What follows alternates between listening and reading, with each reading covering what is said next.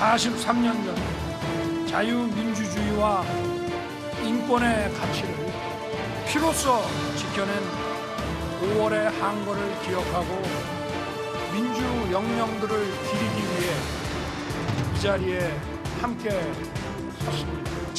오랜 세월 그날의 아픔을 가슴에 묻고 계신 5.18 민주화 유공자와 유가족분들께 깊은 위로의 말씀을 드립니다.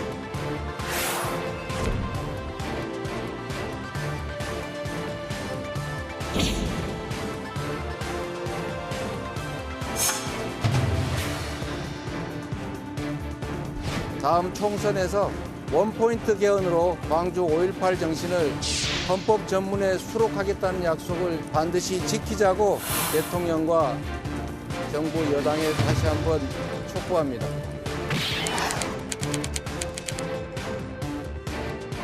(5.18) 정신을 헌법 전문에 담겠다고 하는 것은 대통령의 공약이기도 하고 우리 당이 가지고 있는 입장이기도 합니다. 그 뜻을 잘 실천해 나가도록 할 것입니다. 지금 방금 질문하신 또 다른 말씀 있으신가요?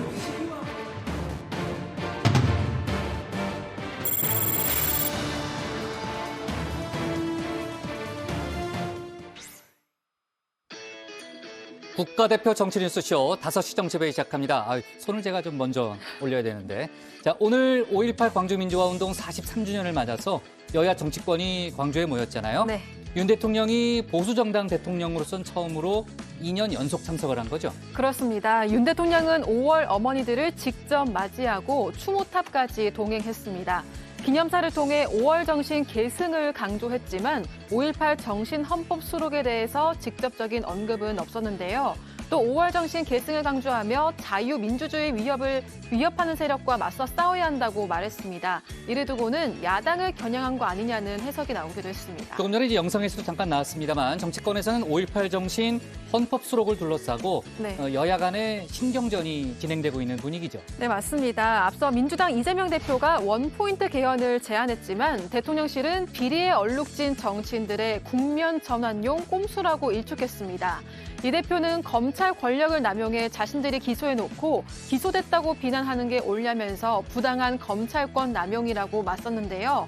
한편 국민의힘 김기현 대표는 5.18 헌법 수록에 대해서 윤 대통령의 공약이고 당의 입장이라면서도 시기와 방식에 대해서는 즉답을 피했습니다. 좋습니다. 관련 소식은 잠시 후에 저희가 뉴스픽에서 짚어보도록 하고요. 민주당이 김남국 의원에 대한 제소를 결정했지만 윤리특위에 대한 제소를 결정했지만 지금 여야의 입장차가 크잖아요. 특히 이제 절차 부분을 두고 지금 충돌을 하고 있는데 그 얘기는 저희가 뒤에 좀 짚어볼 텐데 민주당 내에서는 지도부의 대응을 둘러싼 여러 가지 좀 질타의 목소리가 나오고 있다는 거죠. 그렇습니다. 비명계는 늑장 대응이라는 비판을 이어가고 있는데요. 조응천 의원은 김 의원이 탈당 선언을 했을 때 윤리특위 제소를 했어야 했다면서 만시지탄이라고 비판했습니다. 그러면서 정치가로서 과감한 결단, 한 박자 빠른 결정을 하기에는 행정가로서의 때를 벗지 못한 게 아닌가라며 이 대표의 리더십을 직격했는데요. 반면 친명계는 당내 진상조사 중단에 따른 결정이라고 반박했습니다. 네. 자, 그리고 민주당 박찬대 의원이 한동훈 장관이 고위공직자 가상자산 보유 여부 공개를 거부했다. 이런 주장을 했잖아요. 관련해서 법무부가 자료를 냈다는 거죠. 네, 앞서 박 의원이 암호화폐와 관련된 정부 부처에게 보유 여부를 공개하라고 했는데 갑자기 법무부 장관이 사적 영역, 개인정보의 부분이라 거부했다고 주장했습니다. 이에 법무부는 전혀 사실이 아니라고 입장문을 냈는데요. 그러면서 법무부 훈령에 따라 가상자산 직무 관련 공무원의 가상자산 보유 현황을 연 2회 정기적으로 점검하고 있다고 밝혔습니다. 네, 지금 뭐 여야도 가상자산 공개에는 전반적으로 이제 공감대를 이루고 있지만 또 구체적인 시기를 놓고서는 또 입장차가 있잖아요. 자, 오늘도 뉴스가 많네요. 네. 아까 시작할 때 제가 인사를 안 했네요. 별일 없죠? 그렇습니다. 네, 들어갈게요.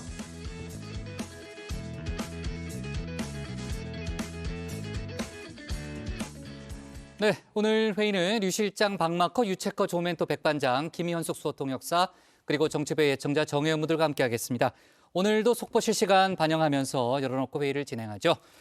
회의가 진행되는 동안에는 소통반장, 백반장이 정혜 의무들의 의견을 챙길 예정인데요.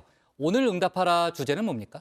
네, 정치권에서 5.18 정신을 헌법 전문에 수록하자는 목소리가 나오고 있습니다. 야당은 원포인트 개헌을, 대통령실은 절차를 강조하고 있는데요. 오늘은 여기에 대해서 여러분과 함께 이야기해 볼 예정입니다. 유튜브에 정치부 회의 실시간을 검색하시면 댓글 보내실 수 있으니까요. 많은 참여 부탁드리겠습니다. 네, 정의원들의 의견은 잠시 후에 확인해 보는 걸로 하고요. 우리 실장도 별일 없죠? 네, 아무 일도 없습니다. 네, 진행해도 되죠? 네네. 네, 좋습니다. 유한울의 뉴스픽 5부터 오늘의 정치부 회의 출발하겠습니다.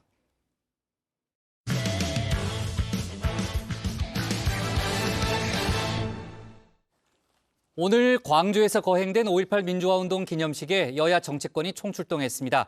윤 대통령도 2년 연속 참석했는데요. 기념사에서 5월 정신 계승과 함께 자유와 민주주의를 위협하는 모든 세력과 도전에 당당히 맞서 싸워야 한다고 말했습니다. 정치권에선 민주당을 겨냥한 거라는 분석이 나오는데요. 민주당에서 제안한 5.18 정신 헌법 수록을 위한 원포인트 개헌을 두고서는 여야가 충돌하는 모습도 보이고 있습니다. 관련 내용을 유한울 체커가 정리했습니다. 5시 하면 다정해 정의원들의 뉴스 큐레이터 울체커입니다. 목요일의 뉴스픽 5 바로 들어갑니다. 오늘 준비한 소식은요. 갈라진 5.18 역사를 왜 배우나 어선 귀순 김일누설 유죄, 바꿔치기 무죄로 가져왔습니다. 43번째 5.18 민주화운동 기념일 5월 정신 국민과 함께라는 주제로 오늘 오전 비가 부슬부슬 내리는 광주에서 열렸습니다. 5.18 민주유공자와 유족, 정부 주요 인사 등 3,000명이 참석한 가운데 특히 5월 어머니들의 초점을 맞췄는데요. 5월 어머니들, 민주화운동 당시 자식과 남편을 잃은 고통 속에서도 5월 정신을 지키고 알리는 데 일생을 바치신 분들입니다.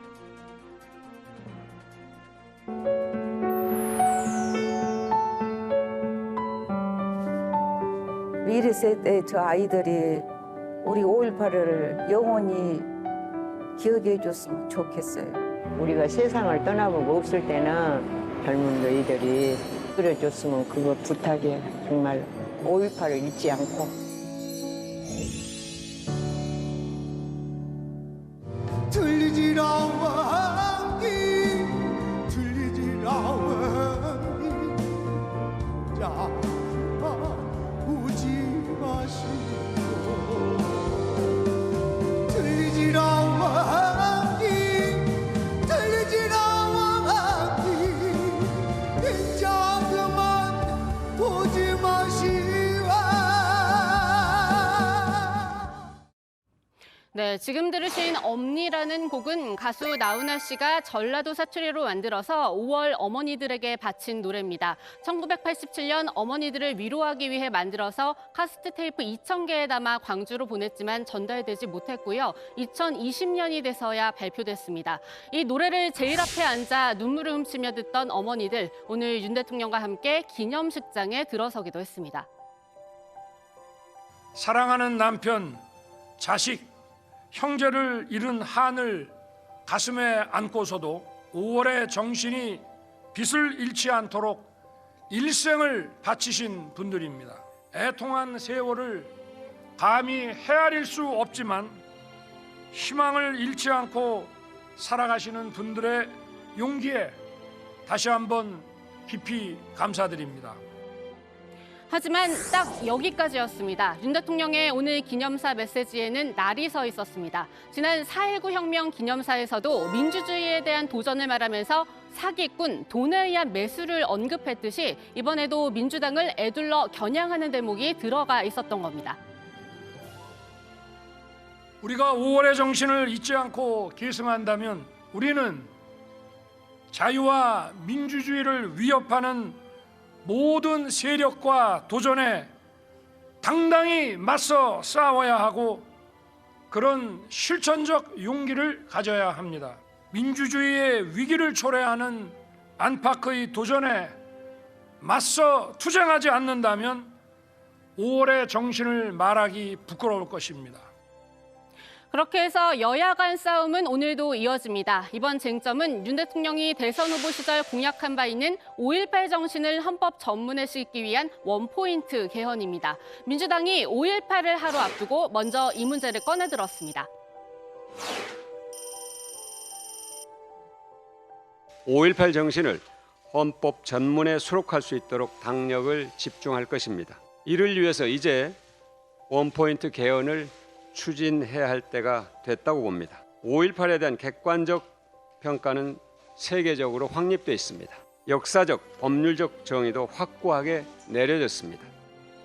그리고 오늘 민주당 투톱은 단일 대우를 형성해서 원포인트 개헌에 나설 걸 여권에 촉구했습니다. 박가온 원내대표는 윤 대통령이 구체적인 일정만 제시하면 이 개헌은 쉽게 국민의 환영 속에 이뤄질 거라고 말했고요. 이재명 대표는 내년 총선에 맞춰 원포인트 개헌을 반드시 이뤄내자고 했습니다. 국민의힘 김재원 태영호 최고위원의 설화를 망언이라고 언급하면서 보수 정부는 학살의 후예임을 입증하듯 끝내 5.18 부정 DNA를 극복하지 못했다. 이렇게 여권에 날을 세우기도 했는데요. 직격탄을 맞은 윤 대통령, 오늘 5월의 정신은 헌법 정신이라고 힘줘서 이야기하기는 했습니다. 5월의 정신은 우리 자유민주주의 헌법 정신 그 자체이고 우리가 반드시 계승해야 할 소중한 자산입니다. 우리를 하나로 묶는 구심체입니다. 하지만 여권에서는 민주당이 지금 이 문제를 꺼내는 저희를 의심하고 있죠. 김기현, 윤재옥, 국민의힘 투톱은 모두 5월 정신을 이어가야 한다는 데는 동의했지만 개헌 문제를 두고서는 말을 아꼈습니다. 이미 5.18 정신을 헌법 전문에 담겠다고 하는 것은 대통령의 공약이기도 하고 우리 당이 가지고 있는 입장이기도 합니다. 그 뜻을 잘 실천해 나가도록 할 것입니다. 지금 방금 질문하신 또 다른 말씀 있으신가요? 최대한 점잖게 그렇게는 안 된다는 뜻을 내비친 것 같은데요. 대통령실에서는 민주당에 대놓고 말폭탄을 날렸습니다. 한 관계자가 언론과의 통화에서 5.18 정신을 모독하는 거다. 이번 원포인트 개헌 제안은 비리에 얼룩진 정치인들의 국면 전환용 꼼수에 불과하다고 말한 겁니다. 이렇게 대통령실의 가이드라인이 뚜렷해지면서 여기에 주파수를 맞춘 여당 지도부의 발언도 이미 나오기 시작했는데요. 지금 이재명 대표가 당내에 있는 여러 가지 논란 때문에 매우 다급하지 않습니까? 예, 그래서 분명하게 하나씩 매듭져야 될 일들까지도 이렇게 좀 국민의힘을 대상으로 정치적인 메시지를 내는 것은 그렇게 바람직하지는 않다 생각합니다. 이렇게 되면 원포인트 개헌 이미 물 건너갔다고 봐도 무방합니다. 개헌안은 우선 국회 제적의원 과반이나 대통령이 발의를 하면 먼저 국회 제적의원의 3분의 2, 그러니까 200명 이상의 찬성으로 국회 문턱부터 넘어야 하기 때문입니다.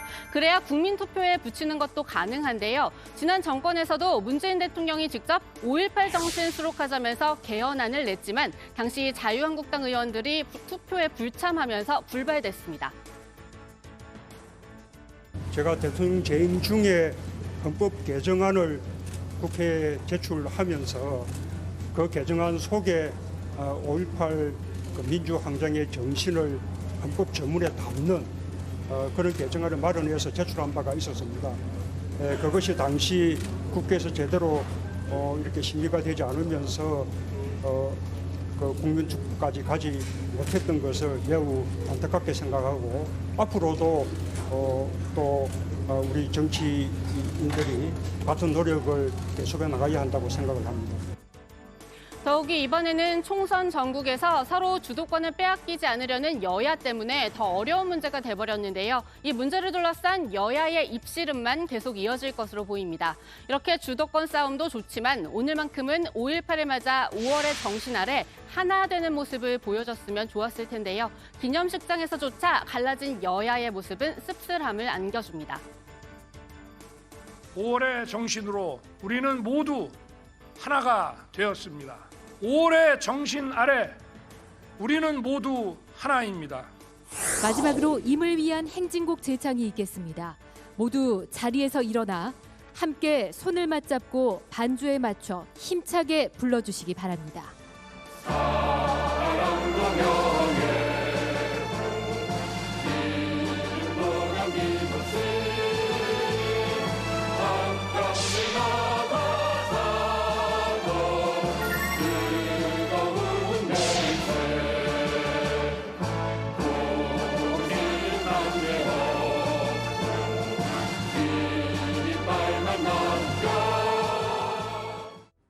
네, 두 번째 팩토 5.18 관련 소식으로 준비했는데요. 역사를 왜 배우나입니다. 전직 대통령 전두환 씨의 손자 전우원 씨도 5.18을 맞아 광주에 머물고 있습니다. 5월 정신을 기리는 여러 행사들을 참석하면서 당시 아픈 역사를 차근차근 배워가는 모습을 보이고 있는데요. 그중 가장 주목을 받았던 장면, 바로 주먹밥을 만들다가 이준석 전 국민의힘 대표와 마주친 모습이었습니다.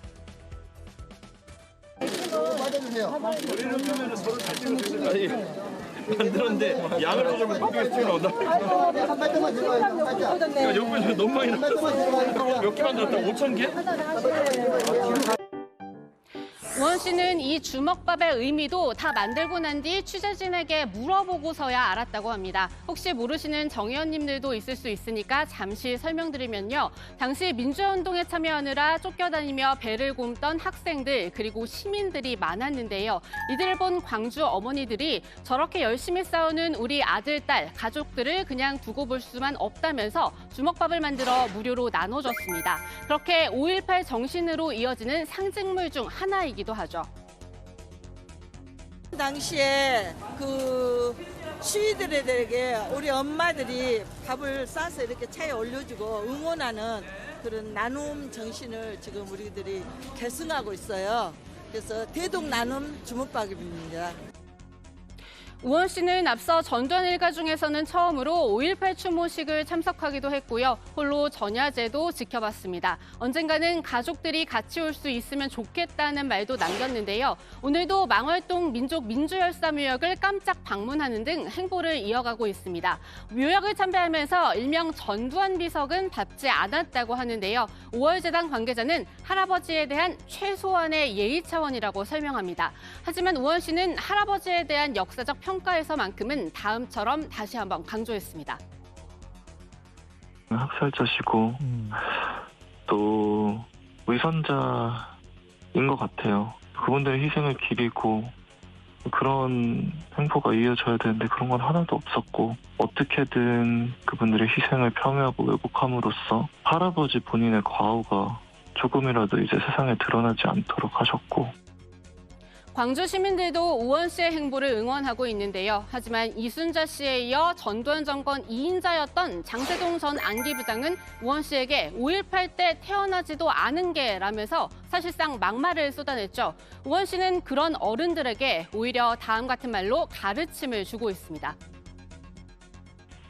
제가 뭐 전문가는 아니지만 이제 저희 온 나라 국민 포함해서 전 세계에서 교육에 있어서 역사를 배우는 데는 다 이유가 있다고 생각을 해요. 많이 하시는 말씀 중에 뭐 역사를 잊은 민족한테는 미래가 없다라는 말도 있잖아요. 예. 제가 굳이 그 시절에 태어나지 않다고 해서 그 역사를 그냥 방관하고 잊는 거는 오히려 그게 국민으로서의 도리가 아닌 것 같습니다. 네, 다음 픽은 어선 귀순입니다. 두 일가족으로 추정되는 북한 주민들이 지난 6일 밤 어선을 타고 서해 NLL을 넘어왔습니다. 우리 군은 이들이 NLL을 넘자마자 병력을 투입해 검문 검색을 했는데요. 귀순 의사를 밝힌 것으로 전해집니다. 당국은 이들을 수도권 한 부대로 옮겨서 신병과 귀순 의사를 확인하는 등 합동 신문을 진행 중이라고 하는데요. 이 일가족 단위의 귀순은 2017년 7월 이후 처음입니다. 네, 지금부터는 판결 소식 2개 짚고 갑니다. 네 번째 픽, 기밀 누설 유죄입니다. 문재인 청와대 특별감찰반의 감찰 무마 의혹을 폭로했죠. 김태우 서울 강서구청장에 대해 징역 1년에 집행유예 2년이 확정됐습니다. 김 구청장 2018년에서 19년 감찰반원으로 일하면서 공무상 알게 된 비밀을 여러 차례 언론 등에 누설한 혐의로 기소됐는데요. 대법원은 2심 재판부에서 김 구청장이 폭로한 16건 중 4건을 유죄로 판단한 걸 그대로 인정했습니다. 재판부는 김태우 전 수사관 폭로 가운데 특감반 첩보보고서와 주 러시아 대사 금품 수수 의혹 등이 공무상 비밀에 해당한다고 봤습니다. 특히 첩보보고서 공개는 인사와 감찰이라는 국가 기능에 위협을 초래했다고 했습니다. 김 구청장은 오늘 판결 확정으로 구청장직도 잃게 됐는데요. 문재인 검찰의 정치적 기소가 김명수 대법원의 정치적 재판으로 이어졌다. 이렇게 성토했습니다. 네, 다음 판결 소식은 바꿔치기 무죄입니다. 2021년 경북 구미에서 일어난 아이 바꿔치기 사건 기억하시는지요? 당시 빌라에 홀로 방치됐다가 숨진 3살 여자아이가 있었죠. 아이와 함께 살았던 김모 씨는 재혼한 남성과 집을 오래 비운 상태였고 김 씨의 어머니인 50대 성모 씨가 외손녀가 숨졌다면서 경찰에 신고했는데요. 경찰 조사 과정에서 이 아이가 석 씨의 딸인 정황이 드러났습니다. 이에 따라 석 씨는 이 숨진 아이와 김 씨의 딸을 몰래 바꿔치기에 빼돌린 혐의로 재판에 넘겨졌는데요. 검찰의 증거 확보 불충분으로 결국 무죄로 확정됐습니다. 단 사채은닉 미수 혐의는 유죄로 인정됐습니다. 네, 오늘의 뉴스픽은 여기까지입니다. 들어가서 원픽 뽑겠습니다. 뉴스픽 5였습니다. 네, 5.18 정신을 헌법 전문에 싣는 원포인트 개헌을 둘러싼 여야의 신경전, 오늘도 역시 이어지고 있는데요. 이재명 대표는 오늘 민주화운동 기념식에 참석한 이후에 다시 한번 원포인트 개헌을 추진해야 한다는 점을 강조했다는 거죠. 그렇습니다. 이재명 대표는 5.18 정신 헌법 수록은 대선 당시에 이 여야 할 것 없이 약속했던 대국민 공약이었다면서요. 대통령과 정부 여당의 약속을 반드시 지키라고 촉구를 했습니다. 직접 들어보시죠. 다음 총선에서 원포인트 개헌으로 광주 5.18 정신을 헌법 전문에 수록하겠다는 약속을 반드시 지키자고 대통령과 정부 여당에 다시 한번 촉구합니다. 5월 정신의 계승, 자유민주주의를 말하지만 약속했던 원포인트 개헌이나 국가폭력에 의한 우리 국민들의 삶과 생명을 해치는 일에 대해서 반성하고 재발 방지 대책을 하지 않는 한 그것은 모두 공연불입니다. 네, 여기에는 정의당도 동참하고 있습니다. 이정미 대표도 오늘 광주에서 연 상무집행위원회에서 윤 대통령은 지난 대선에서 밝힌 5.18 정신의 헌법 전문 수록에 대해서 구체적인 계획을 내놓아야 할 것이라고 말했습니다. 네, 국민의힘도 이제 5.18 정신을 헌법에 수록하는 것 자체는 이제 같은 입장이라는 거지만 이번 제안의 정치적 의도를 의심하고 있는 그런 분위기고요. 특히 개헌 범위를 놓고서 공감대를 형성하는 게 우선이다. 이런 입장을 보이고 있다는 거죠. 네, 그렇습니다. 먼저 이 장동혁 원내대변인 논평을 통해서 이 시점에 불쑥 원포인트 개헌을 들고 나온 건 이 불리한 정치 상황을 덮고 모든 이슈를 개헌에 돌리려는 것 아닌가 그런 의구심을 갖게 만든다고 지적을 했는데요.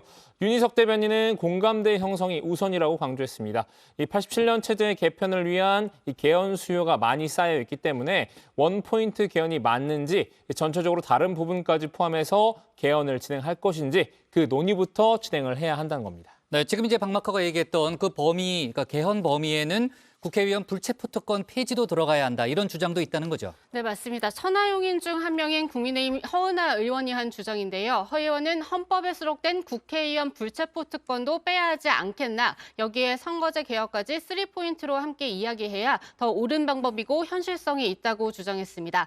이번 불체포 특권 폐지 주장은 원포인트 개헌을 주장한 이재명 대표가 검찰 수사를 받고 있다는 점을 겨냥한 걸로 보입니다. 네, 아까 이제 울체커도 얘기했습니다만 지금 분위기만 놓고 보면은 원포인트 개헌은 좀 쉽지 않은 그런 기류이긴 한데요. 아무튼 관련된 이후 상황도 좀 제가 지켜봐야 될 것 같고요.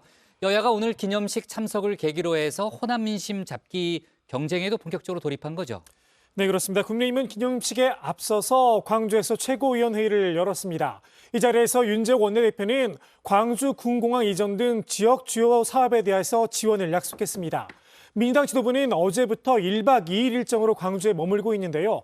5.18 진상규명과 피해자 보상을 강조하면서 국민의힘과는 다른 포인트로 호남 민심 공략에 나섰습니다. 네, 자 유체커가 고른 오늘의 원픽은 뭡니까? 네, 오늘의 원픽입니다. 5월 정신 앞에 하나 외쳤지만 원포인트 개헌 두고 갈린 여야.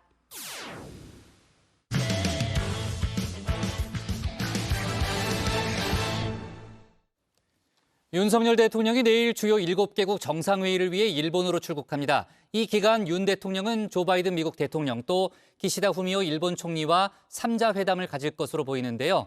한미일 공조에 정점을 찍을지 주목되고 있습니다. 어제 캐나다 트리도 총리와의 정상회담 소식까지 류정화 실장이 정리했습니다. 한국 전통 문화에서는 장수를 의미한다고 해서 60세 생일을 각별하게 기념합니다. 바로 오늘 만찬이 양국의 60년 우호 관계를 축하하는 소중한 자리라고 생각합니다. This year marks 60 years of diplomatic relations between our countries. Juan Gap is the completion of a cycle and the beginning of another. It is a moment of renewal. 네, 윤석열 대통령과 캐나다 주스틴 트루도 총리가 수교 60주년을 기념하는 공동 성명을 채택했습니다. 캐나다는요, 윤 대통령이 취임 후에 양자 회담을 위해서 첫 방문을 했던 바로 그 나라죠. 두 정상의 정상회담은 지난 1년 동안 벌써 3번째입니다. 포괄적 전략 동반자 관계를 더 발전시키자 이렇게 이야기를 했는데 특히 안보 분야, 북핵 문제 등에 대해서 인식을 같이 했습니다. 우리는 영내 평화와 안정을 위협하는 북한의 지속적인 핵 미사일 개발과 그 위협을 강력히 규탄하였습니다. 또한 북한 인권의 실상을 널리 알리고 북한 인권 상황을 개선하기 위한 양국 정부와 민간 차원의 협력을 더 확대해 나가기로 했습니다. Canada is committed to supporting the Republic of Korea's efforts towards a denuclearized, peaceful, and prosperous Korean peninsula, to help organizations supporting human rights in North Korea. Stability in the Indo-Pacific and in the North Pacific is essential to global stability. 네, 분위기는 계속 화기애애했습니다. 트루도 총리는 성렬이라고 불렀고요. 윤 대통령은 저스틴이라고 하는 등 성을 빼고 서로의 이름을 부르는 그런 친근한 분위기였다는 설명입니다. 윤 대통령 내외가 주최한 청와대 영빈관 만찬에서는요, 잡채, 갈비찜, 신선로 같은 한식이 메뉴에 올랐지만요, 캐나다 출신 가수인 셀린 디옹 그리고 닐 영의 노래가 연주가 되는 가운데 캐나다산 아이스 와인으로 건배를 하고 러브샷까지 하는 모습이었습니다. 양국이 더욱 강력하게 협력해서 미래로 나아가자는 뜻입니다. Stronger together. À l'amitié entre nos deux pays qui repose sur notre engagement durable en faveur de la démocratie, to principled leadership, enduring democracy, and a stable and prosperous future for all. Santé.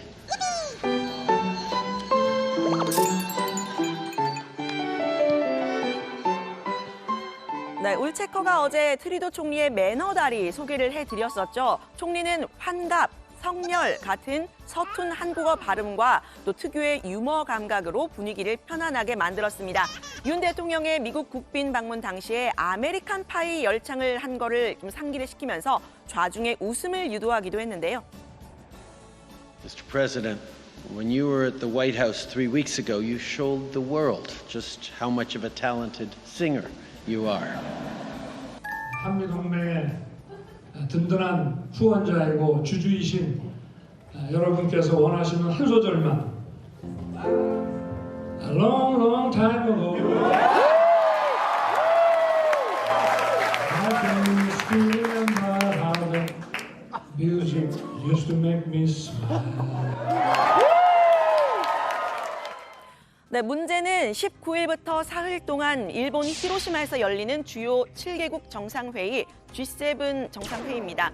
윤 대통령은 내일 일본으로 출국을 하는데요. 가장 관심을 끄는 한미일 3자 정상회담은 폐막일인 21일이 유력합니다.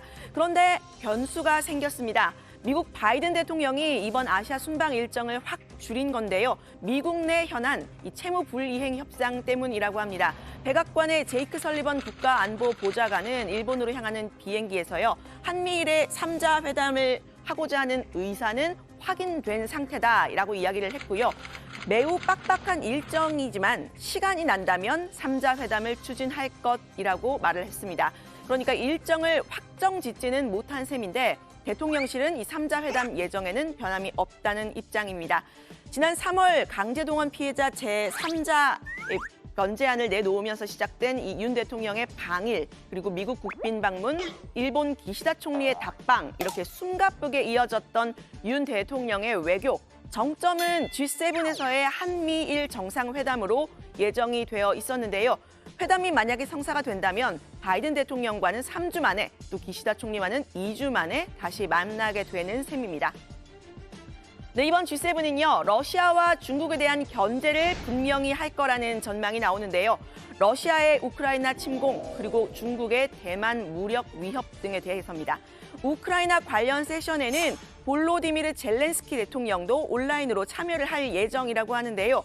요미우리 신문은 이 중국과 러시아를 겨냥해서 법치에 근거한 자유롭고 열린 국제 질서를 견지, 강화한다는 내용이 이 공동 성명에 담길 것이라고 보도를 했습니다. 특히 러시아의 핵 위협을 염두에 두고요. 어떤 핵 위협에도 반대한다라는 선언이 이루어질 거라고도 보도를 했는데 그런 의미에서 이 G7 정상들은 회담 첫날인 19일에 이 히로시마 평화기념 자료관을 방문할 예정이라고 합니다. 저도 예전에 여기 가본 적이 있는데요.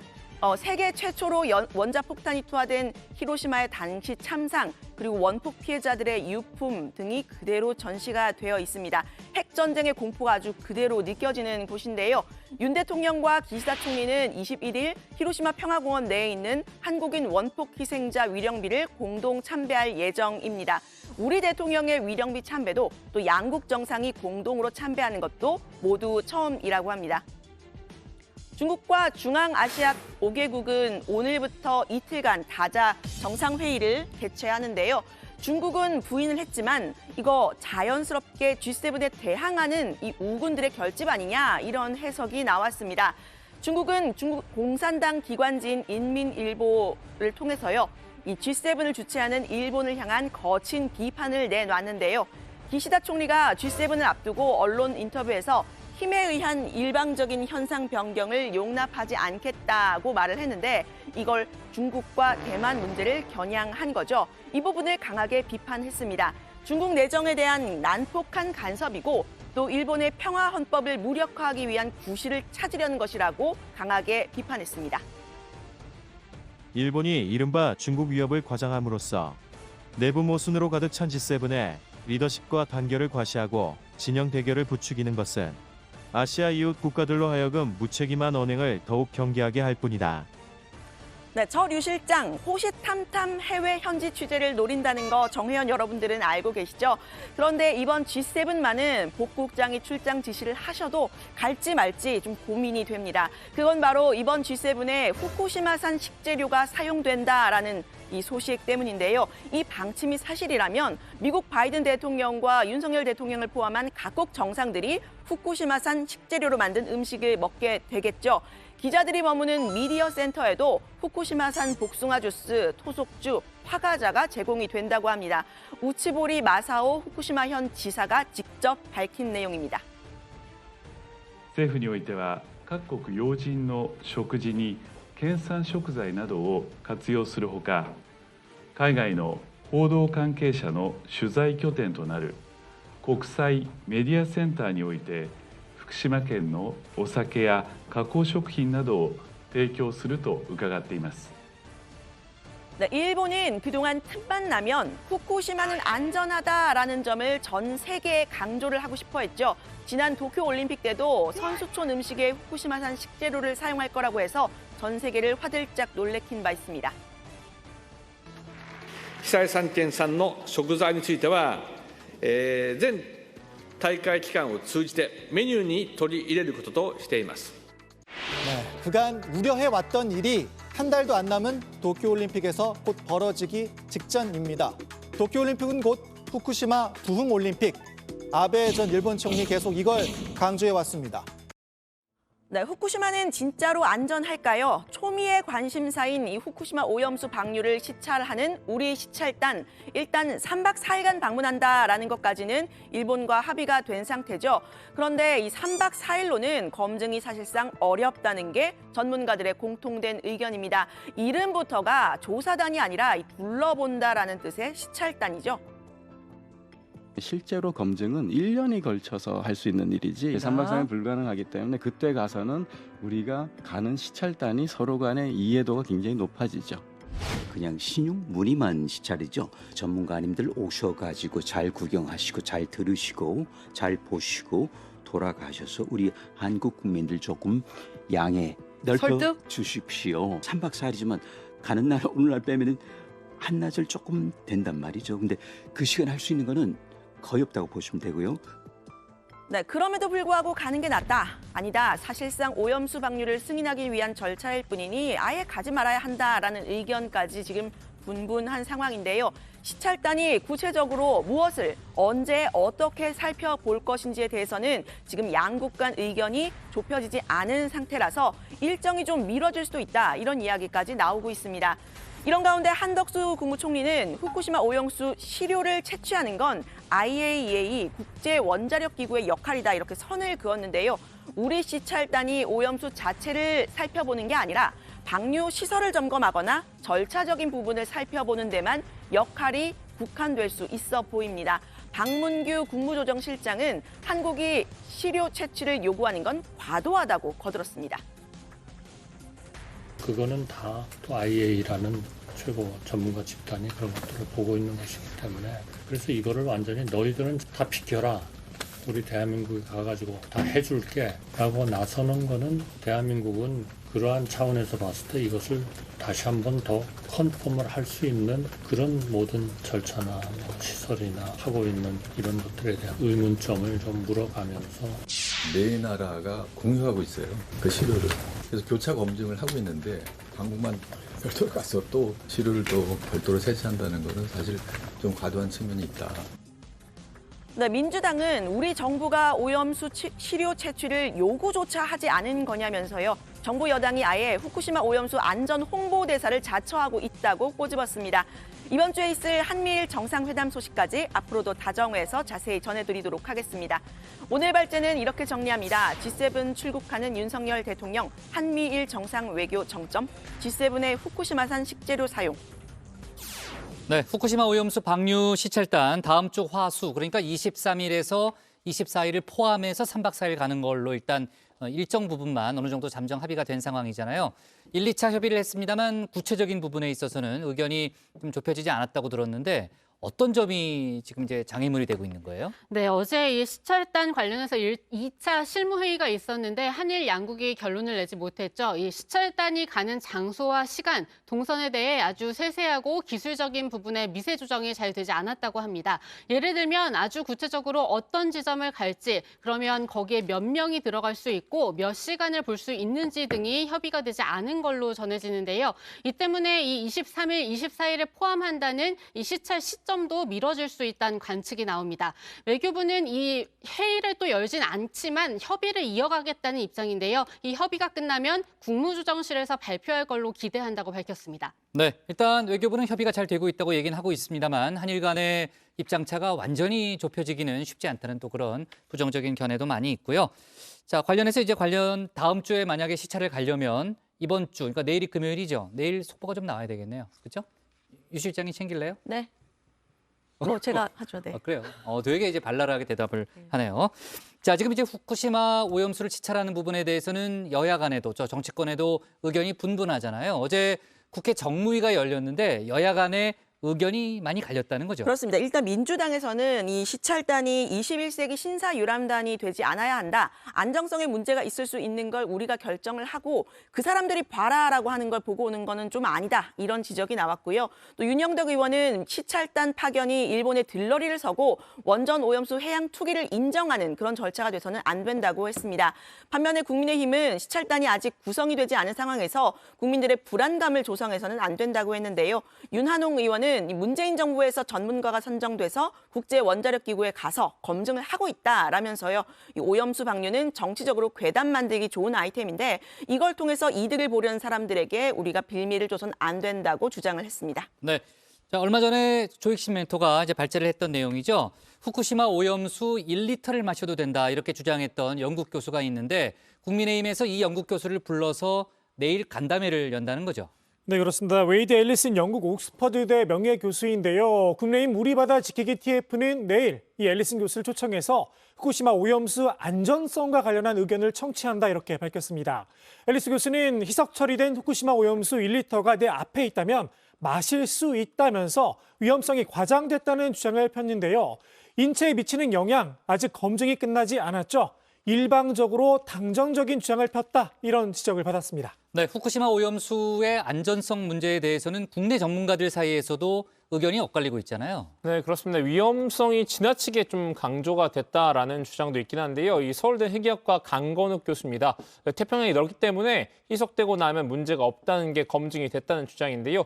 일본에서 이제 방류가 되면 해류의 흐름을 따라서 돌아오기 때문에 우리나라의 경우에는 미국보다도 멀다고 했습니다.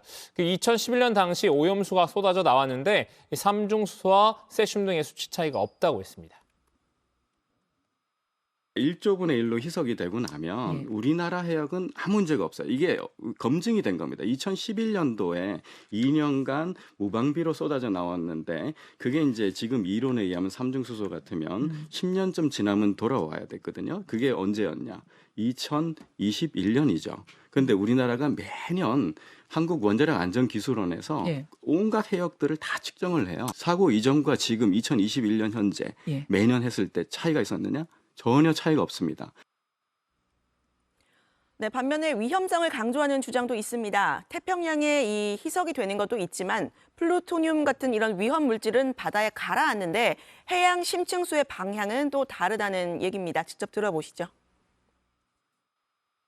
어디 호수에다가 수오면 한번 누는 건 아주 전혀 필요가 없습니다. 근데 저는 이제 대변을 걱정하는 것이죠. 이거는 가라앉는단 말이죠. 플루토늄. 왜냐하면 말하자면 대변이다. 우라늄보다 더 큰 거니까 가라앉죠. 근데 그 물은 그 밑에 있는 물은 미국 안 간다니까요. 밑으로 내려 중국으로 와요. 이 심층수는 중국 갔다가 동중국해, 남중국해, 대만 해협, 그리고 제주군해, 그리고 대한 해협, 그리고 동해, 스가로로 빠져나가거든요. 네, 좋습니다. 오늘 발제 이렇게 정리하겠습니다. 윤 대통령 한미일 외교 정점 G7 때 후쿠시마산 식재료로 제목을 잡겠습니다.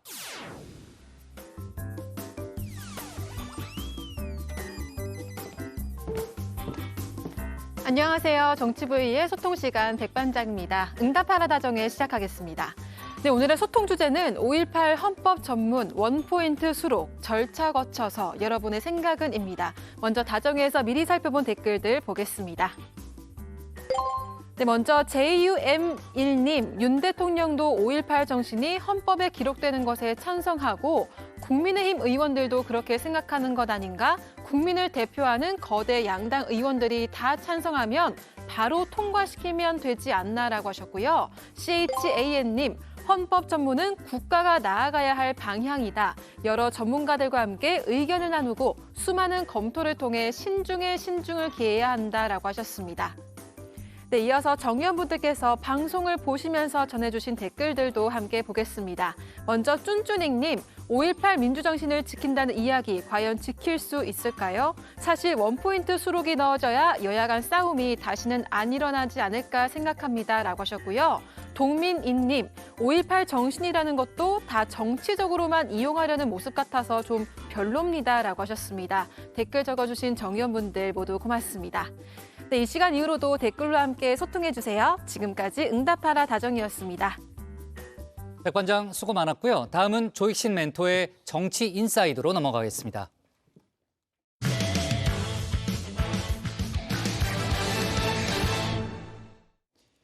민주당이 무소속 김남국 의원을 결국 국회 윤리특위에 제소했죠. 정치권에선 뒷북조치란 비판의 목소리가 쏟아졌는데요. 이재명 대표의 위기관리 리더십도 당내에서 다시 한번 논란의 중심에 섰습니다. 이런 가운데 민주당 강성 지지층에선 이른바 남국 수호의 목소리 역시 커지고 있는데요. 관련 내용을 정치 인사이드에서 짚어보겠습니다.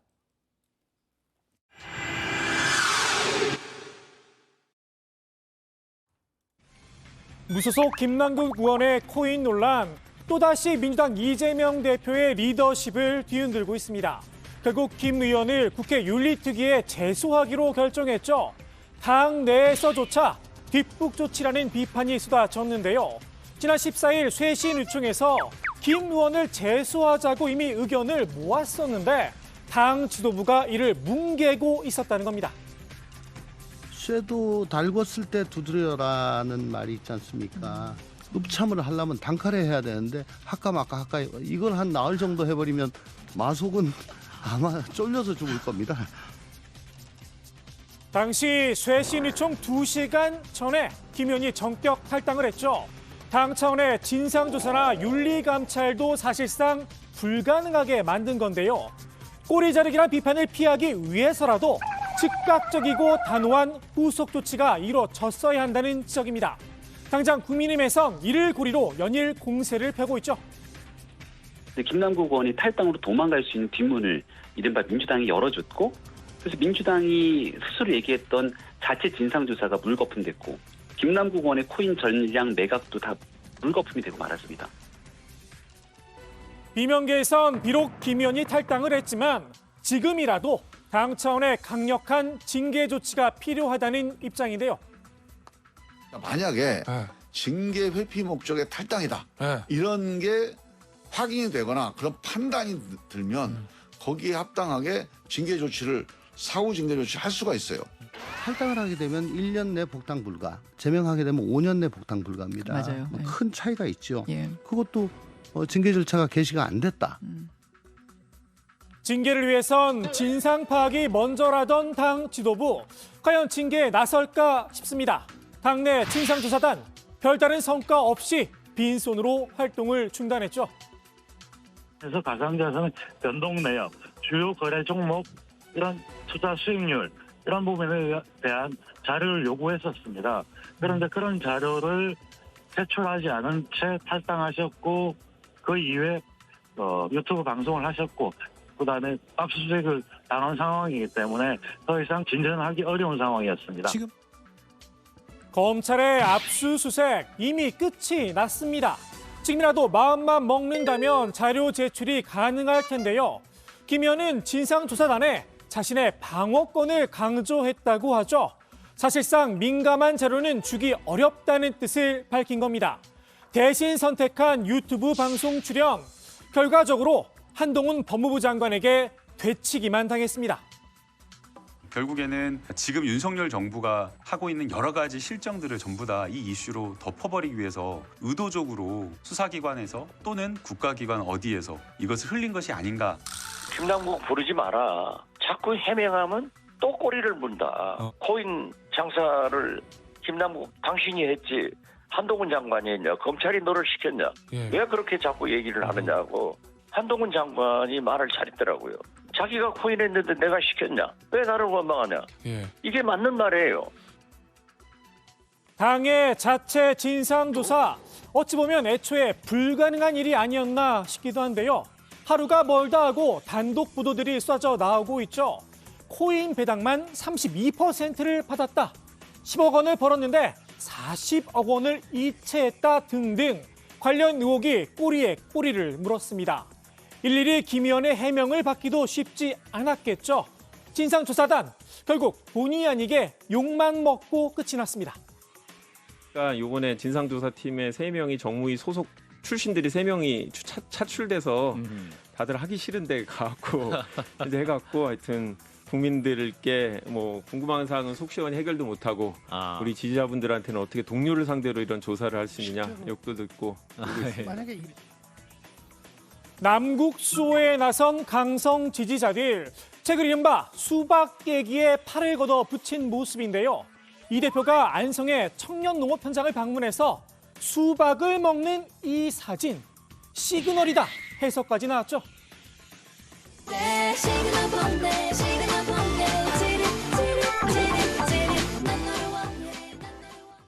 이재명급 정치인의 촬영 행사는 다 연출이 들어간다면서 최근 김남국에 대한 수박들의 내부 총질이 벌어진 뒤 대놓고 수박을 먹는 시간을 가졌다는 건 이재명의 의도가 들어갔다는 의미라는 겁니다. 글쎄요, 이런 방식이면 김 의원의 징계안에 철험의 소속 의원들이 4명이나 포함된 건 어떤 시그널로 해석해야 할까요? 제명인의 마을엔 도대체 민주당에 믿을 수 있는 의원이 몇이나 되는지 모르겠다. 우리 지역구인데 한 소리 해야겠다는 글이 올라왔는데요. 관례에 따라 원내대표단과 당직 의원들이 서명했다는 민주당의 공식 설명은 눈에 들어오지 않았나 봅니다. 남국수 움직임의 당내에선 조국의 강을 건넜더니 남국의 바다에 빠졌다라는 푸념도 나왔는데요. 지금은 그럴 때가 아니다. 강성 지지층을 향한 쓴소리도 이어졌습니다. 김남국 의원을 비난한 그 원외 이동학 전 최고위원 등을 뭐 8적, 7적 해가지고 공격하잖아요. 예. 이것도 나빠요. 어떻게 됐든 예. 민주당이나 김남국 의원은 입이 천개라도 국민한테 잘못했잖아요. 예. 조국의 강을 건넜으면 됐지. 남국의 강을 또 왜 들어가려고 합니까? 비명계에선 이 대표가 단호하게 이들을 끊어내야 한다 강하게 요구를 했는데요. 제명인의 마을 이장직 이제 그만 내려놓으라는 겁니다. 이런 여론이 형성되는 곳이 바로 그 제명인의 마을이거든요. 이재명 대표가 이장으로 계시는데 우리 이원욱 의원이 의총 때 얘기했습니다. 그 이장 이제 그만두셔라고. 이장 좀 그만두셔야 됩니다. 민주당을 들쑤셔놓은 채 탈당을 한 김남국 의원. 오늘 한 고속도로 휴게소에서 이렇게 목격이 됐죠. 지금 어떤 심정일까요? 아무래도 당장은 검찰 수사와 국회 윤리특위의 징계 논의가 어떻게 흘러갈지 신경이 쓰일 듯 싶습니다. 김 의원의 징계 논의, 당장 순서를 어떻게 정할 거냐를 놓고도 의견이 갈리고 있죠. 김 의원의 징계안 외에도 이미 38건이나 상정이 돼 있는 상태인데요. 선입 선출을 하느냐, 신속 처리하느냐 의견이 분분합니다. 여야 합의가 필요한 부분인데요. 이런 대안도 제시가 됐습니다. 국민의힘 태영호 전 최고위원 건과 함께 처리를 하자는 겁니다. 예를 들어 뭐 태영호 전 최고의 사상 발언 같은 거.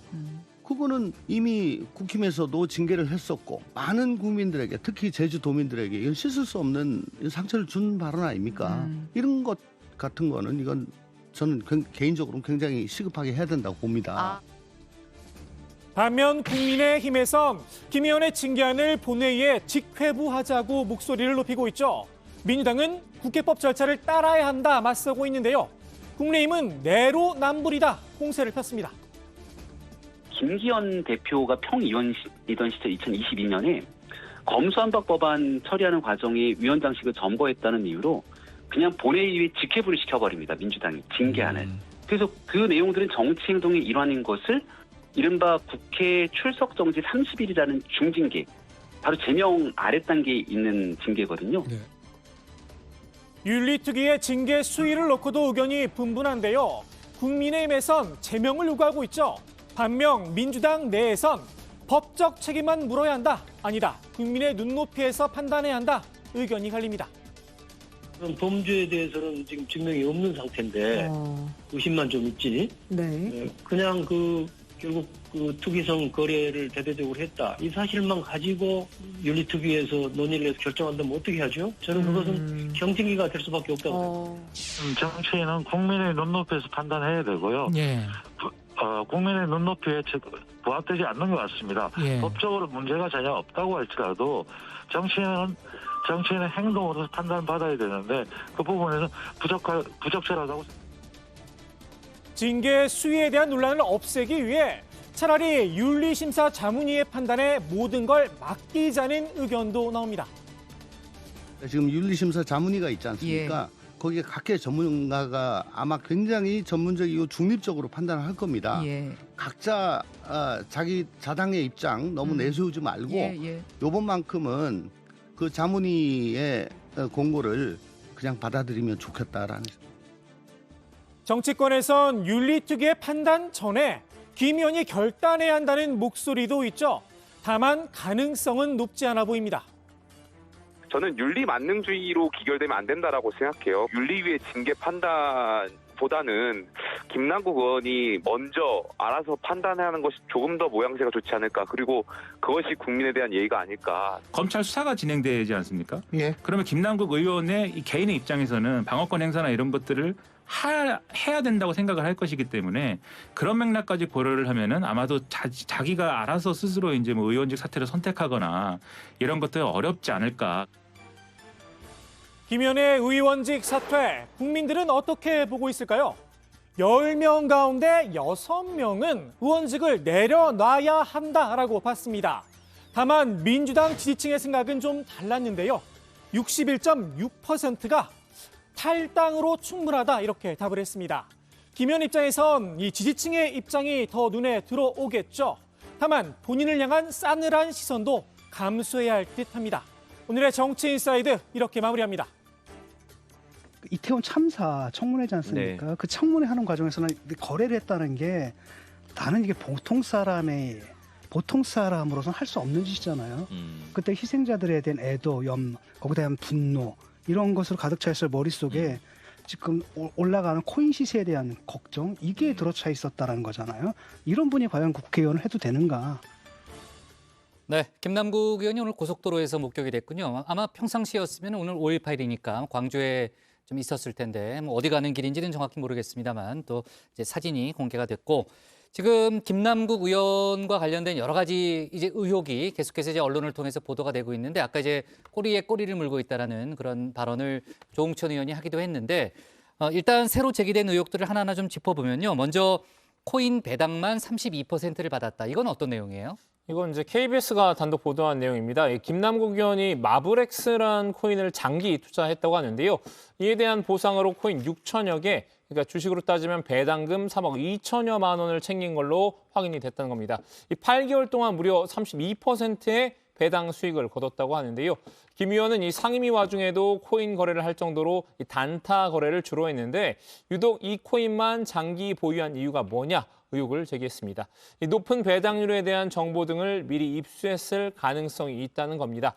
검찰은 이 김 의원이 대량으로 장기 투자한 코인을 중심으로 이 매매 차익과 배당 수익 규모를 집중 분석 중인 것으로 전해졌습니다. 네, 지금 이제 김남국 의원이 보도에 대해서 하나하나 해명을 하고 있지는 않은데 만약에 이제 해명이 나오면 저희가 추가로 얘기를 해보는 걸로 하고요.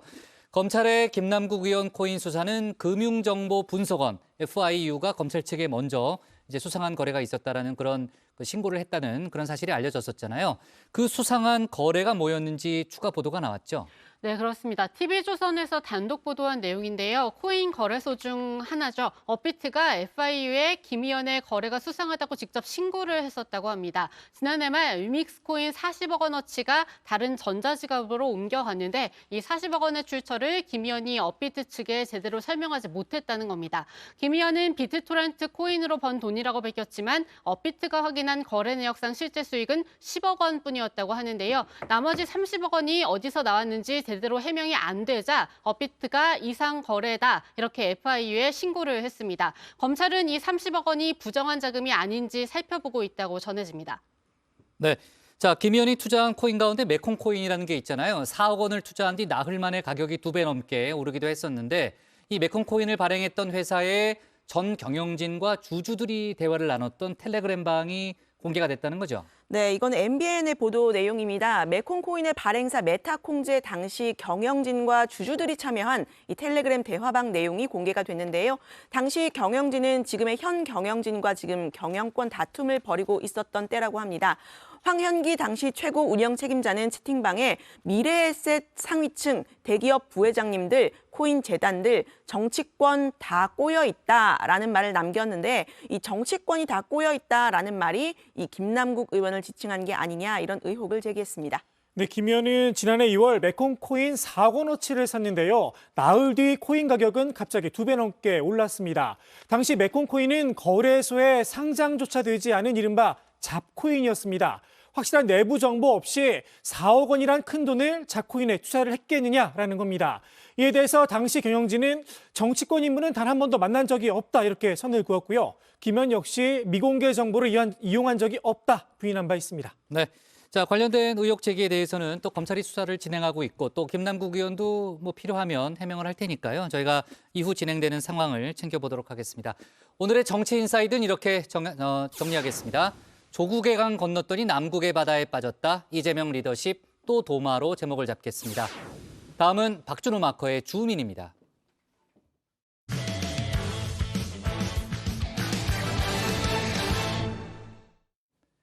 이번엔 국민의힘 소식 짚어보겠습니다. 국민의힘 비윤계로 꼽히는 3인방이 비슷한 시기에 강연 정치를 벌이고 있습니다. 유승민 전 의원과 이준석 전 대표 그리고 안철수 의원이죠. 윤석열 대통령과 친윤계 눈밖에 나면서 이른바 고난의 행군 중입니다.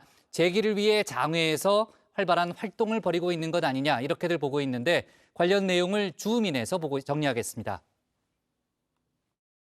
소위 윤핵관 세력들이 자기들 마음대로 그렇게 저를 떨어뜨리기 위해서 룰을 바꾼다. 뭐 제가 그런 말 했습니다만 축구 한참 하다가 그냥 골대 옮기고 이런 게 이게 정말 대통령께서 말씀하시는 법과 원칙, 공정과 상식 아니지 않습니까? 저는 정말 지금까지 윤안 연대로 여기까지 왔습니다. 안윤 연대라는 표현을 누가 썼습니까? 그건 정말 잘못된 표현입니다. 대통령과 후보가 어떻게 동격이라고 지금 이야기를 하는 겁니까? 대통령 선거 과정 내내 한쪽으로는 저에 대해서 이 하는 사람을 대통령 만들기 위해서 당대표로서 열심히 뛰어야 했던 제 쓰린 마음이 그들이 입으로 말하는 선당후사보다 훨씬 아린 선당후사였습니다. 윤석열 정부 출범 이후 정치 행보가 순탄치 않은 이 비운의 3인방이죠. 동시에 비운의 3인방이기도 한데요. 유승민 전 의원과 안철수 의원 그리고 이준석 전 대표입니다. 최근 셋 모두 윤석열 정부를 향해 거침없는 비판을 쏟아내고 있는데요. 더 이상 윤 대통령의 눈치를 살필 이유가 없다는 태도입니다. 대통령께서 뭐 정말 거의 수도 없이 자유를 강조하시니까 늘 그 자유가 누구의 자유, 어떤 자유를 말씀하시는지가 1년 동안 저도 깊이 생각을 해왔던 분야고 그 점에 대해서 아직도 의문을 갖고 있고요. 장면이라고 말씀하시니까 뭐 이런 장면이 생각납니다만 뭐 미국 가서 아메리칸 파이 부르는 장면도 생각나고 바이든 날리면도 생각나고 그렇습니다. 선거연합도 파괴되고 조금씩 좁아지니까 이제 지지율이 30% 전후 어떨 때는 20몇 % 이렇게 되는 것 아니겠습니까? 문재인 정부는 아니면은 뭐 민주당에서 잘못했던 적폐에 대해서 지적도 하고 이런 걸 기대했을 텐데 또 그거 전문가 아닙니까 대통령이. 그런데 지금까지 1년 동안 이어진 거 보면은 보수 쪽에다 완벽한 이제 내부 총질을 하고 있거든요. 그래요? 아니 지난 1년 동안 당정 관계라는 걸 보면은 이준석 날려, 유승민 날려, 나경원 날려, 안철수 날려, 이제는 홍준표까지 뭐 건드려. 완벽하게 총구는 안쪽을 향하고 있다는 것이 드러나 있거든요. 세 사람 공통점이 한 가지 더 있습니다. 이 적극적인 장외 정치에 나섰는데요. 주로 강연을 펼치고 있습니다. 먼저 유 전 의원은 머리에 호소하고 있는데요. 아이를 낳고 아이를 키우고 싶은 나라로 만드는 것이 우선입니다. 궁극적으로는 중부담, 중복지로 개선하는 것이 맞다고 생각하지만 저출산 문제는 세계 최고의 수준으로 이루어져야 합니다. 지난 15일 전남대에서 위기의 나라, 청년의 미래란 주제로 대학생들에게 강연을 했죠. 유 전 의원은 최근 저출산 문제에 상당한 관심을 기울이고 있습니다. 강연에서 저출산 문제 해결을 위한 복지 철학을 설파했는데요. 연금 제도를 개혁해야 한다는 평소 소신을 거듭 강조하기도 했습니다. 현재의 연금 제도는 많은 노인이 생활하기 어려운 수준에 있습니다. 현재보다 더 많이 부담하고 국민연금이 적자가 아닌 시점인 지금 개혁이 이루어져야 합니다. 유 전 의원은 여권 내 경제 전문가로 손꼽히죠. 이달 24일에는 양극화 문제를 주제로 연세대에서 강연이 예정돼 있는데요. 앞으로도 강연을 통해 여러 담론에 대한 솔직한 견해를 드러낼 계획이라고 합니다. 안철수 의원도 유 전 의원과 마찬가지로 강연 활동을 벌이고 있는데요. 다만 컨셉이 약간 다릅니다. 안 의원은 머리보다는 이 피부에 와닿는 얘기를 하고 있는데요. 지난 7일 자신의 지역구인 경기도 분당의 한 초등학교에서 토크 콘서트를 열었습니다. 이 공부의 신 강성태 대표와 공동으로 주최한 강연이었는데요. 주제는 이 챗 GPT 시대 우리 아이 잘 가르치는 법이었습니다. 이 제목에서부터 안 의원이 좋아하는 두 가지 키워드를 추출할 수 있는데요. 바로 IT와 교육입니다. 교육에 관심이 많은 안 의원, 실제로 본인이 직접 중학교 수학 강의에 나선 적도 있었죠. 1차 방정식 가르쳐 주신다고 합니다. 우리가 모르는 숫자가 있어요. 물음표라고 하죠. 여기다가 1을 더하면 2예요. 그러면 이 모르는 숫자가 뭘까요? 1. 다 아시죠? 네. 1차 방정식인데 이게. 그게요? 가르쳐 드릴 필요가 없네요. 그 2차로 가죠, 선생님. 저희는 대부분 4차까지 가죠, 우리가. IT 전문가이기도 한 안 의원이 이번엔 교육에 IT를 접목시킨 주제를 고른 건데요. 이 30, 40대 학부모들에게 챗 GPT 시대에 발맞춘 교육 스킬을 알려줬습니다. 챗 GPT 시대는 우리가 지금 현재 여기 계신 부모님들이 살고 있는 세대하고 완전히 다른 세대이기 때문에 정말로 중요한 게 그거거든요. 그러려면 그때 저는 가장 기본적인 경쟁력이 바로 그 독해력, 문해력 이런 것 같아요. 많이 읽어야 많이 쓸 수 있거든요.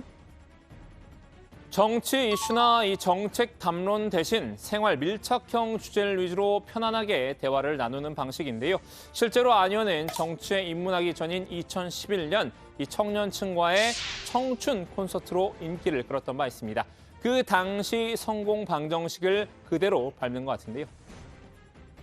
어떻게 하면은 좀 읽는 방향으로 지도를 할 수 있는지 바로 좀 적용할 수 있는 방법이 있을까요? 큰 대형 서점에 이렇게 데리고 간 다음에 풀어놓아요.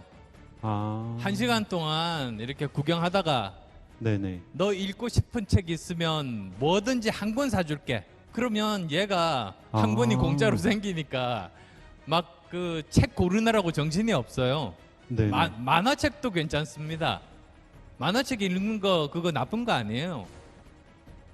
안 의원은 동시에 의사이기도 하죠. 이달 24일에는 서울대에서 김병주 전 축구선수와 건강을 주제로 토크 콘서트를 열 예정이라고 합니다. 다음으로 이준석 전 대표를 살펴볼까요?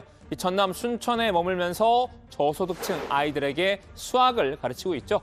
자신이 당대표 시절 강조했던 서진 정책의 일환으로 호남을 거점으로 활동 중인데요. 어제는 5.18 민주화 운동 기념식을 하루 앞두고 광주를 찾았습니다.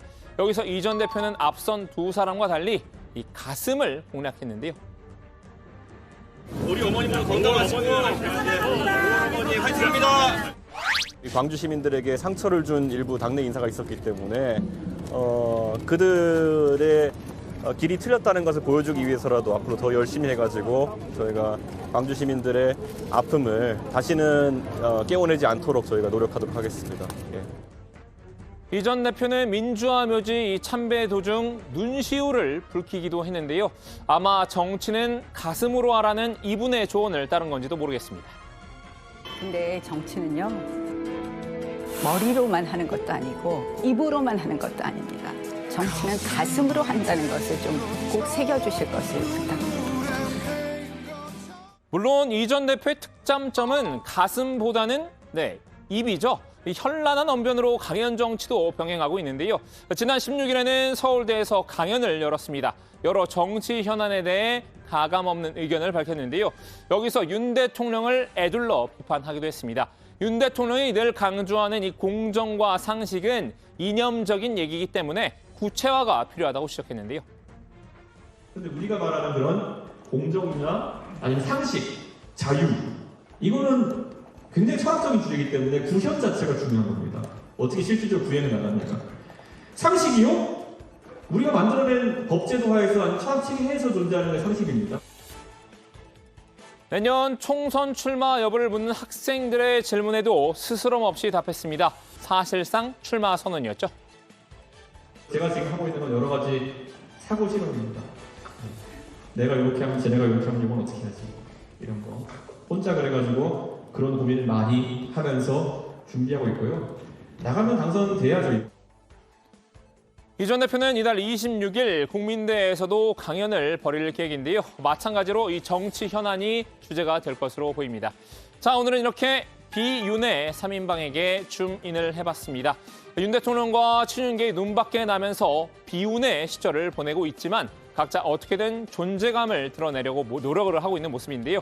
낙담하지 않고 미래를 개척해 나가겠다는 이 결연한 의지도 읽힙니다.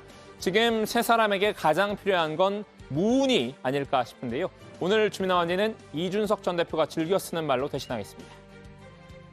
행복한 결말과 무운을 빕니다. 이준석 전 대표가 오늘 공개된 광주 지역 방송과의 인터뷰에서 윤석열 정부의 1년에 대한 평가를 내놨잖아요. 정치 민주화 부분에서 아쉬움이 있다 이렇게 평을 했네요. 네, 맞습니다. 이준석 전 대표는 윤석열 정부 1년을 평가해달라는 요청을 받고 정치 민주화에 대해 언급했는데요. 학자들은 정치 민주화를 국민이 스스로 본인 지도자를 뽑을 수 있고 누구나 그 지도자가 되기 위해 출마할 수 있는 단계, 선거권과 피선거권이 완벽하게 주어진 상태를 정치 민주화가 이뤄진 상태라고 본다고 설명했습니다. 그러면서 정치 민주화 측면에서 지난 국민의힘 전당대회에 아쉬움을 드러냈는데요. 직접 들어보시죠. 공직선거가 있었던 건 아니지만 사이에 저희 전당대회를 놓고 보면은 어떤 사람은 출마하고 싶은데 출마 못하게 되었고 우리는 국가 보조금 받는 정당인데도 불구하고 일반 국민의 선거권은 박탈되었다 볼 수 있는 것이고 그렇기 때문에 그 부분에 대해서는 다소 아쉬운 열화가 있었다라고 봐야 될 것 같고요. 다만 이번에 이제 그 결과로서 지도부가 출범하자마자 2달 만에 최고위원 2명 잘라내는 그런 상황이 되지 않았습니까? 그러니까 그게 잘못되었다는 것은 이제 다 공인되었기 때문에 저는 이제는 이런 길로 가지 않았으면 좋겠습니다. 네, 이 전 대표는 윤석열 대통령이 민주당 이재명 대표와 회동하지 않는 점도 꼬집었는데요. 이 대표를 안 만나는 이유는 전해지기로는 이 대표가 여러 가지 수사를 받고 있기 때문에 상대하지 않겠다는 취지로 보이는데 이 논리를 그대로 적용하면 앞으로 윤석열 대통령은 남북 관계를 풀어갈 수 없다고 지적을 했습니다. 정상회담을 할 명분이 없다는 겁니다. 이준석 전 대표가 호남 행보를 계속해서 이어가고 있잖아요. 당내 권력 선점을 위한 거다 이런 분석도 있는데 본인은 어떻게 설명하나요?